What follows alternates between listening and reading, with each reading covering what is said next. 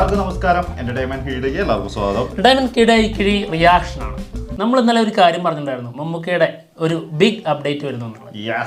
എന്തായാലും സംഭവം എത്തിയിട്ടുണ്ട്. ബ്രഹ്മയുഗം എന്താണെങ്കിലും പറഞ്ഞത് ഫലിച്ചു. നമ്മൾ ഇന്നലെ പറഞ്ഞിട്ടുണ്ടായിരുന്നു ഒരു തീപ്പൊരി ആയിട്ടായിരിക്കും. തീപ്പൊരി എന്ന് പറഞ്ഞ പോരാ, കാട്ടുതീ. ഇത് തീപ്പൊരിയല്ല, അതിന് മുകളിലാണ്, ഒരു രക്ഷയില്ല. ഇതിനെയാണ് തീ എന്ന് പറയുന്നത്, തീപ്പൊരി എന്ന് പറയുന്നത്. അതെ, തീ. അതെ, തീയാണ്. അതെ. എന്തായാലും ബ്രഹ്മയുഗം സിനിമയുടെ ന്യൂ പോസ്റ്റർ വന്നിട്ടുണ്ട്, നമുക്ക് കാണാം. എന്താണിത്? കിരീടം വെച്ച രാജാവല്ല, കിരീടം വെച്ച ചെകുത്താൻ. ഡ്രംസ്റ്റേക്ക് ഉണ്ട്, പല്ലൊക്കെ. ഭീകര സാധനം. ഇതിപ്പോൾ ഇതിൻ്റെ 2 പോസ്റ്റർ വന്നിട്ടുണ്ടായിരുന്നു. ഫസ്റ്റ് ലുക്ക് കൊടൂരായിരുന്നു, ഭീകരമായിരുന്നു. ഒന്നും ആയിരുന്നില്ല. ഇതാണ് അതുക്കും മേലെ. നമ്മള് മറ്റേ ആ കസേരയിൽ ഇരിക്കുന്ന സെറ്റപ്പ് ഉണ്ടല്ലോ, അതിനേക്കാളും ഭീകരമായിട്ട് തോന്നി ഇതാണ്. അതിലത്ര നമ്മിങ്ങനെ പേടിപ്പിക്കുന്ന സംഭവങ്ങളൊന്നുമില്ല. അതിലാ ചിരിയായിരുന്നു ഏറ്റവും സ്പെഷ്യൽ. പിന്നെ ആളുടെ ശരീരം, പിന്നെ ആ ഒരു ലുക്ക്, പിന്നെ മമ്മൂട്ടിയാണെന്ന് അറിയില്ല, അങ്ങനത്തെ ഒരു ഐറ്റം ആയിരുന്നു. എന്തായാലും ഇത് കിരീടം എന്ന് പറഞ്ഞു കഴിഞ്ഞാൽ സാധാരണ ഒരു കിരീടം അല്ല. ഇത് ശരിക്കും മുഖത്തുള്ള ഈ സംഭവങ്ങളൊക്കെ വെച്ച് നോക്കുമ്പോൾ ഒരു കഥകളി, ഈ വരയും അതിന്റെ സെറ്റപ്പ് ഒക്കെ മുഖത്ത് കാണുന്നുണ്ട്. കഥകളീന്റെ പോലത്തെ ഒരു കിരീടവും. അതെ അതെ അതെ, 2 സൈഡിലേക്ക് മറ്റേ റൗണ്ടിൽ ഇതൊക്കെ വന്നിട്ടുള്ള കൊമ്പൊക്കെ ഉണ്ടല്ലോ. അതാണ് ഇതിന്റെ ഒരു പ്രശ്നം വരുന്നത്. കഥകളിയിൽ എവിടെ കൊമ്പ് ഇല്ല. കഥകളിയിൽ കൊമ്പ് ഇതുവരെ കണ്ടിട്ടില്ല കേട്ടോ. ഇത് കഥകളിയാണെന്നും ഉറപ്പില്ല. അതെ, ഇത് വേറെന്തോ കളിയാണ്. ഇത് വേറെന്തോ കളിയാണ്. ഇത് വേറെ മുന്തിയ കളിയാണ്, മനുഷ്യനെ പേടിപ്പിക്കുന്ന കളിയാ. അയ്യോ ബ്രഹ്മയുഗം. പിന്നെ വേറൊരു കാര്യം എന്ന് വെച്ചിട്ടുണ്ടെങ്കിൽ ബ്ലാക്ക് ആൻഡ് വൈറ്റ് ആണ്. ഇതുവരെ വന്നിട്ടുള്ളതെല്ലാം ബ്ലാക്ക് ആൻഡ് വൈറ്റ് ആണ്. ഇതും ബ്ലാക്ക് ആൻഡ് വൈറ്റ് ആണ്.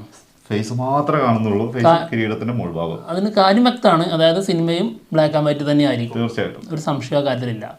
അതുകൊണ്ട് തന്നെയാണ് ആ രീതിയിൽ അവർ മാറ്റാതെ തന്നെ വിട്ടുകൊണ്ടിരിക്കുന്നത്. പക്ഷേ ഇതിനെ കുറിച്ച് പറയുകയാണെങ്കിൽ എന്താ ജാതി മനുഷ്യല്ലേ. ശരിക്കും നമുക്ക് ശരിക്കും ഇങ്ങനെ നോക്കിക്കഴിഞ്ഞാൽ ശരിക്കും മമ്മൂട്ടി എന്നുള്ളത് അങ്ങ് വിട്ട് കഴിഞ്ഞാൽ, അതെ മമ്മൂട്ടി എന്നുള്ളത് പോട്ടെ, അതങ്ങ് മാറ്റി കഴിഞ്ഞാൽ ഈ ഒരു മുഖത്തുനിന്ന് വരുന്ന ലൈറ്റിങ്ങിന്റെ മാത്രം എടുത്ത് നോക്കിയിട്ടുണ്ടെങ്കിൽ 2 പല്ലും പിന്നെ കണ്ണ് ഇങ്ങനെ തിളങ്ങി നിൽക്കുന്ന കണ്ണ്, കിരീടത്തിന്റെ സെറ്റപ്പ്. ഈ കണ്ണ് ഒരു സ്റ്റീലിന്റെ പ്ലേറ്റ് പോലത്തെ സാധനം കൊണ്ട് കെട്ടുമല്ലോ, ആ സംഭവമാണത്. അത് പിന്നെ ആ ഒരു ശരീരത്തിന്റെ ഷേപ്പ് ഇങ്ങനെ ആ ഒരു ലൈറ്റിങ്ങിൽ മാത്രമാണ് കാണുന്നത്. ശരിക്കും കണ്ടു കഴിഞ്ഞാൽ 2 പല്ലൊക്കെ ആയിട്ട് കാണുന്നത്. അതെ, ശരിക്കും ഇത് ആളുടെ 2 ഷെയ്ഡ് കാണിക്കുന്ന സംഭവം തന്നെയാണ്. അതായത് രാജാവിനെ പോലെ എല്ലാത്തിനും മുകളിൽ ആധിപത്യം സ്ഥാപിച്ചുള്ള ഒരു ക്യാരക്ടർ, അത് വ്യക്തമാണ്. പിന്നെ അതുപോലെ തന്നെ ആളിലൊരു ഡെവിളിഷ്, ഒരു ഗോസ്റ്റ് സംഭവം ഉണ്ടാകും എന്നുള്ളതിന്റെ സൂചന.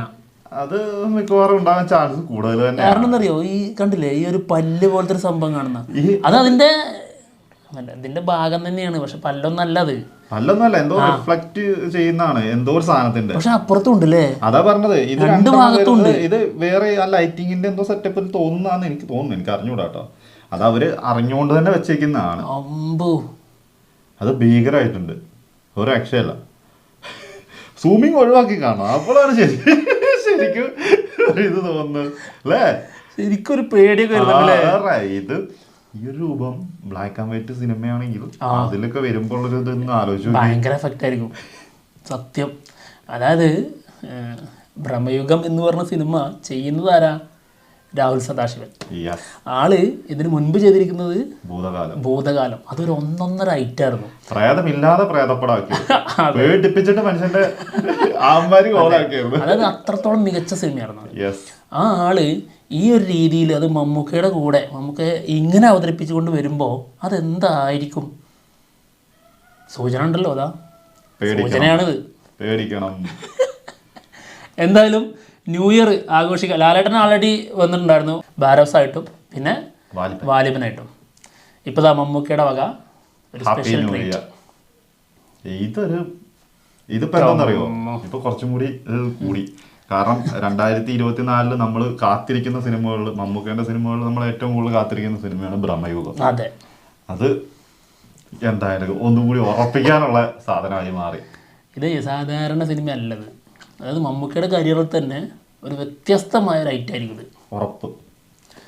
അയ്യോ ഞെട്ടിച്ച് കളഞ്ഞ പോസ്റ്ററായി പോയിട്ടോ, ശരിക്കും ഞെട്ടിച്ച് കളഞ്ഞു.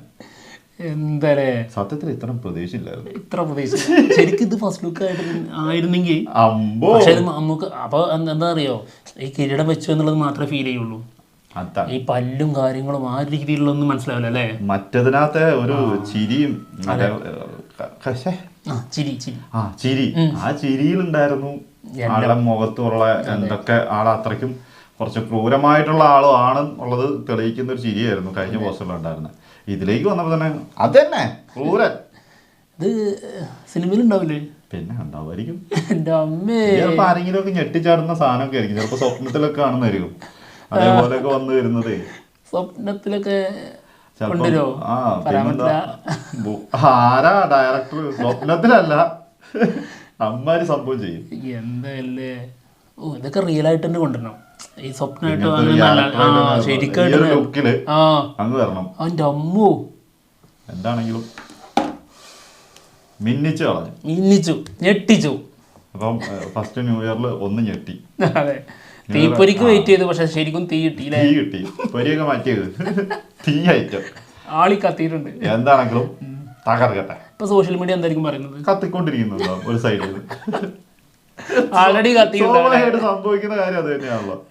നമുക്ക് എന്തെങ്കിലും കൊണ്ടുവരും, ചെറുതായിട്ടൊരു തീട്ടങ്ങ് പോകും. ശരിക്കും ഫസ്റ്റ് ലുക്ക് ആയിട്ട് ഇറക്കണമായിരുന്നു. അമ്പോ, ഫസ്റ്റ് ലുക്ക് ആയിട്ടാ വരുന്നേ. അല്ല, ഫസ്റ്റ് ലുക്ക് കിട്ടിയത് തന്നെ ഭീകര സാധനമായിരുന്നു. അത് വേറെ ലെവലാണ്. അതിനേക്കാളും മോളിൽ നിൽക്കുന്ന പോസ്റ്ററായി ഇതിപ്പോ.